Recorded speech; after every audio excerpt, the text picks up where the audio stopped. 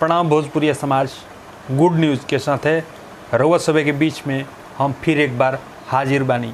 Good news ई बा कि हमनी के power star the real king of Bhojpuri Pawan Singh ji कल सुबह 6:30 बजे अपना गाना के रिलीज कर रहल बानी फुल वीडियो, जौना के नाम है गलते चलते बा।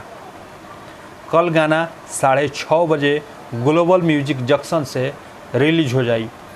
ओह गाना के रउआ लोग वही तरह प्यार देम जौना तरह रउआ लोगे पवन सिंह जी के सारा गाना के अपन प्यार दिहिला, दुलार दिहिला। ओह गाना के एकदम हाई लेवल पे पहुंचा दिला। कल सुबह 6:30 बजे एकदम रेडी रहे के बा। ओह गाना के खूब प्यार देवे के बा और कमेंट करे के बा, शेयर करे के बा, लाइक करे के बा, ताकि पता चले कि जब भोजपुरिया शेर के गाना आवेला तब हल्का मत जला कि हाँ केहू के आइल बा गाना। पूरा काल जलसा होखे के चाही, पूरा उमंग होखे के चाही। वो गाना के जोरदार प्रमोशन होखे के चाही। काहे कि जब पवन सिंह जी गावे लें तो भोजपुरिया समाज ऑटोमेटिक झूमे लगेला। पवन सिंह के गाना के मतलब मस्ती, बस काल मस्ती रही, भरपूर मस्ती रही।